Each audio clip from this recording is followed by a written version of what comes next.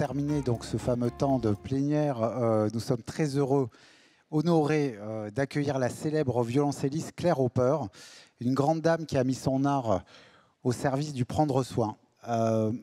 Je voulais vous citer une phrase du poète Christian Bobin qui nous dit que ce qu'il reste de la vie sont les personnes que l'on a aimées et celles qui nous ont émerveillés. Et je crois que Claire Hopper fait partie de cette catégorie. Alors laissons-nous être émerveillés. Et Claire, c'est à vous. Bonsoir à tous, je suis très heureuse d'être ici. Je ne suis pas venue seule. Je suis venue avec mon compagnon, qui est d'origine italienne. Il est âgé de 276 ans, ici présent. Et en fait, c'est ensemble que nous allons vous emmener dans ce que la musique peut venir transformer auprès des personnes malades, auprès de chacun de nous. C'est donc le chemin de ce que j'ai appelé le pansement Schubert.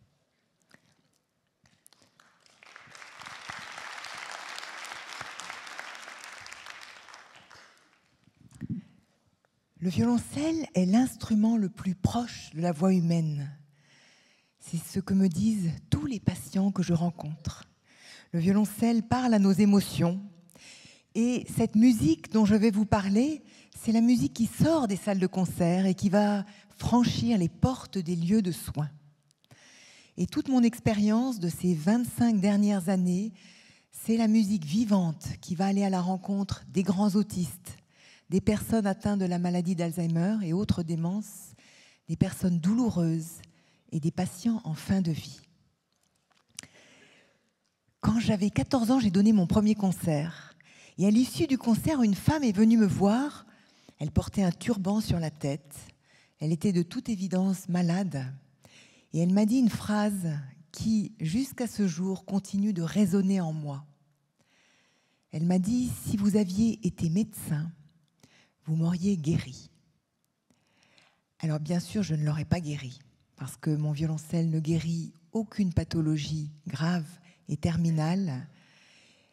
Mais il y avait dans cette phrase une intuition fondatrice que la musique peut venir prendre soin, qu'elle va apaiser les douleurs, réduire les souffrances, qu'elle va parfois réveiller les mémoires enfouies et surtout relier les êtres. Et tout mon parcours, jusqu'à ce jour, eh bien, c'est de faire rentrer cette musique et de lui donner sens aussi bien dans ce qu'elle va pouvoir éveiller en chacun de nous, dans son pouvoir émotionnel, mais aussi d'un regard plus scientifique, car le monde a besoin de preuves. C'est grâce à Howard Buten que j'ai pu commencer à réaliser cette alliance de l'art et du soin qui était mon idéal de toujours. Howard Buten, c'est le clown buffo sur la scène, c'est l'écrivain célèbre de « Quand j'avais 5 ans, je m'ai tué ». Et c'est aussi un grand psychologue clinicien spécialisé dans l'autisme. Et grâce à lui, à cette rencontre qui a été pour moi un guide et une inspiration première, j'ai commencé à travailler sans aucune formation à mon retour du conservatoire Tchaïkovski de Moscou, où j'avais terminé mes études de violoncelle, auprès des grands autistes. Howard, lui, avait le rêve de créer un monde où l'art aurait une place centrale. Et c'est ainsi que j'ai pu approcher ces grands autistes, ces cas lourds, comme disait Howard. Et nous avons pu voir des verticalisations.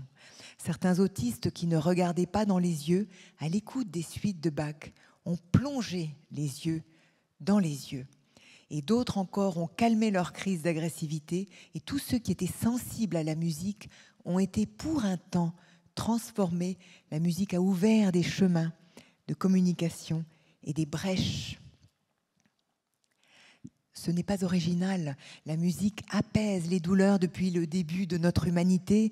Et on trouve chez les anciens Hébreux la harpe du petit berger David qui calme les crises nerveuses du roi Saül, qui est le premier roi d'Israël. Eh bien, à l'EHPAD Corian Jardin d'Alésia, il n'y a que mon violoncelle jouant le thème de l'Andante, l'opus 100 de Franz Schubert, qui peut apaiser la douleur de cette résidente démente, agressive, qui mord les infirmières, qui les griffe et les insulte. Les infirmières n'arrivent pas à faire son pansement. Je m'approche près d'elle. Je m'assieds, je joue l'andant du trio opus 100 que je vais jouer tout à l'heure pour vous. Elle abandonne son bras. Son visage est illuminé. Elle sourit. Elle ne se rend même pas compte que le soin est fini. Et après quoi, l'une des infirmières se tourne vers moi et me dit « Il faudra revenir pour le pansement Schubert ». Et je suis revenue 2 fois dans la même semaine, car il n'y avait pas d'autre moyen d'apaiser sa douleur et de faire son pansement.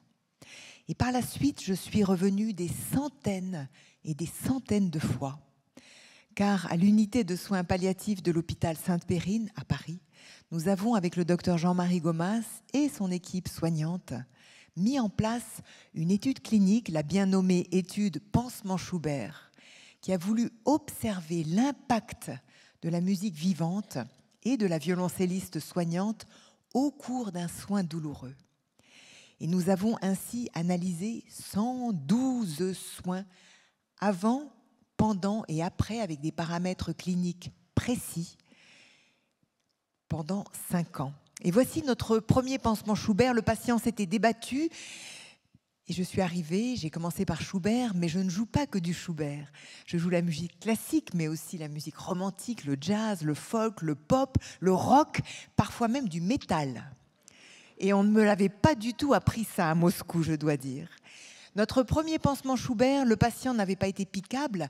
Dès que Schubert a résonné, l'aiguille s'est approchée du bras et le patient, au lieu de se débattre avec sa main valide, restante, a commencé à diriger mon violoncelle comme un orchestre. À la fin du soin, il a dit « Dis donc, c'est passé comme une lettre à la poste ». C'était notre premier pansement Schubert. Nous en avons fait beaucoup. Nous en avons analysé 112, principalement des toilettes et des pansements, certaines ponctions et certaines mobilisations. Et voici donc par exemple un chariot-douche dans la musique chinoise ou un soin de bouche Ave Maria. La musique a cette capacité d'ouvrir les bouches et de faire chanter les patients. Sur les 112 premières séances que nous avons réalisées, principalement, vous voyez, des pansements et des toilettes, nous avons pu tirer nos conclusions avec beaucoup de résultats et aussi beaucoup de difficultés méthodologiques dont je vous fais grâce maintenant car le temps est compté. L'impact sur la douleur a été évalué de 10 à 50% lors d'un soin en présence du violoncelle et de la violoncelliste. L'impact sur l'anxiété est évalué à 95% et celle sur les soignants à 100% puisque tous les soignants étaient partie prenante du soin pansement Schubert. Évidemment, replaçons dans le contexte. Il s'agit d'un complément thérapeutique sur des patients qui sont déjà pris en charge de façon tout à fait ciblée en soins palliatifs. Et pourtant, la douleur diminue de façon massive et impressionnante. Schubert ne remplace pas la morphine. Et pourtant, il a un impact puissant. Et non seulement sur la douleur et sur l'anxiété, mais il va pouvoir permettre de montrer scientifiquement, ou le plus scientifiquement possible, que l'impact de la musique vivante, avec une relation qui est créée et un instrument qui vibre, eh bien, est incontestable sur la douleur. Reconnaître cette approche non médicamenteuse et vous allez voir comme nous nous sommes intéressés à ce qui se crée entre le patient, le soignant, les familles et la musicienne soignante comme une dynamique relationnelle nouvelle. L'impact sur les soignants, c'est l'objet de 2 autres études que j'ai menées à l'hôpital Sainte-Périne. Je vais vous en donner très rapidement les 3 grands points. Car la musique vivante dans un service de soins eh bien, a un impact intéressant puisque les soignants, à 100%, ont tous dit que leurs soins techniques infirmiers étaient plus justes, étaient plus précis quand le violoncelle chantait, ce qui pourrait sembler paradoxal. Le deuxième point, c'est éprouver, disent les soignants, toutes les dimensions de l'être de la personne qu'ils prennent en soin. Et le troisième, qui n'est pas des moindres, meilleure relation dans les équipes. En résumé, le jeudi, on s'engueule moins. Étude sur l'impact des familles eh bien, nous a montré à quel point la musique a ce pouvoir fédérateur, parfois de relier des familles qui se parlent peu. J'ai traversé en fait le monde avec mon violoncelle. Je suis allée jouer même il y a 2 mois encore en soins palliatifs à Tokyo, à l'hôpital principal de Tokyo en soins palliatifs. Eh bien, il y avait une famille qui ne parlait plus. Et la chanson japonaise que j'ai jouée pour elle a fait qu'il y a eu des mots qui ont été prononcés. Paradoxalement, la musique qui n'a pas de mots délivre parfois la parole entre les êtres. Je suis actuellement en train de poursuivre cette étude qui est une étude qui a constaté quelque chose de très impressionnant, c'est que dès que le violoncelle chante, les paramètres de la respiration du patient changent. À tel point que pour les familles qui observent, les familles qui n'ont plus de mots pour communiquer, eh bien, c'est comme la reprise d'une communication subtile, non verbale, car elles se rendent compte que la musique a un impact, car la musique est vibratoire et amplifie la respiration thoracique. Et il y a quelques mois, à la maison médicale Jeanne Garnier, où j'interviens maintenant depuis plusieurs années, je suis en soins palliatifs depuis 14 ans, il y avait une famille très en souffrance, tout le monde hurlait dans la pièce, et je suis entrée, le patient était en phase agonique, 2 de ses filles le tenaient de part et d'autre, le secouaient comme un prunier en lui disant « Est-ce que tu nous aimes ?» Je me suis assise, j'ai joué pour lui des chants juifs, des prières. Elles ont lâché leur père. Tout le monde a arrêté de hurler. Ils se sont assis. Et c'est là qu'ils ont remarqué que la respiration de leurs proches s'était amplifiée massivement. Quand j'ai eu fini mon morceau, tous les 7 se sont tournés vers moi et m'ont dit « Continuez ». Ils faisaient un lien entre le souffle musical et le souffle de leurs proches. Je n'ai pas pu m'arrêter pendant 1 heure. Et au bout d'1 heure, voyant que le patient était très précaire, j'ai annoncé que j'allais prendre congé. Et à ce moment-là, une des sœurs a dit à l'autre « Regarde, regarde papa. Il nous aime. » Je suis sortie de la chambre, le patient est décédé exactement 2 minutes plus tard. La famille, quelque temps après, est sortie de la chambre et au lieu de sortir en hurlant de souffrance et d'hystérie, ils ont été voir l'équipe soignante et médicale et leur ont dit « Merci, nous avons eu le temps de lui dire au revoir ».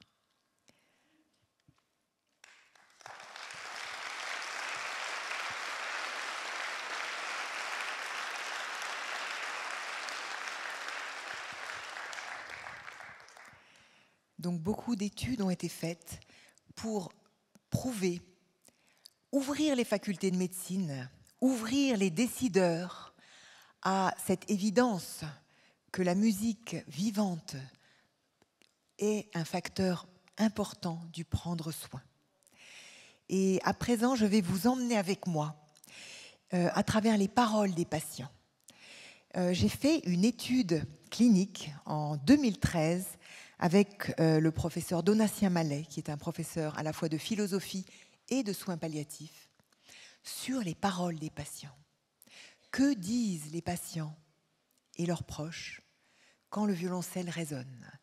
Car le violoncelle, justement, résonne. Eh bien, de cette étude sont sortis 4 mots principaux qui sont prononcés par les patients et qui reviennent, quel que soit le pays. Et le tout premier mot, hormis merci, eh bien, c'est le mot vibration. Ça me vibre dans le cœur, ça me vibre dans le corps. La musique, cette vibration du violoncelle traverse le corps. Pour ceux qui ne peuvent pas le dire, ils le montrent du plat de leurs mains. Et la vibration atteint une zone centrale. Le deuxième mot, c'est le mot cœur. Eh bien, le troisième mot, en unité de soins palliatifs, c'est le mot vie. Je ne savais pas, disent les patients, que c'était si vivant là.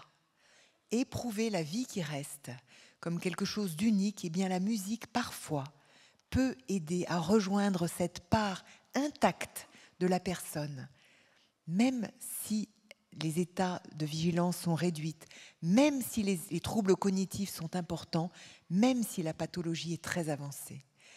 Le dernier mot, c'est le mot joie. Une joie résiduelle qui est rééprouvée.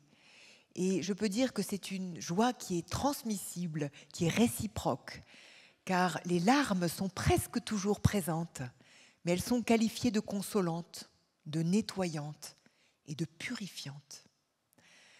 Merci de m'avoir permis de pleurer, disent très souvent les patients et les proches. La musique fait lâcher les amarres, mais elle apaise et elle ramène toujours l'apaisement après la tempête. Il m'est arrivé de rencontrer des proches, non pas qui pleuraient, mais dont j'ai eu l'impression qu'ils devenaient sanglots. Ils tombaient à terre de pleurs. Mais après, il y avait comme l'éclaircie après l'orage. Merci de m'avoir permis de pleurer.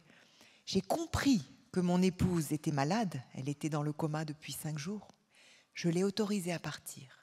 La musique, parfois, peut opérer des miracles. Non pas qu'elle va changer la situation. Elle ne peut rien contre le tragique. Elle ne peut pas gommer toutes les souffrances, elle ne peut pas éliminer toutes les douleurs.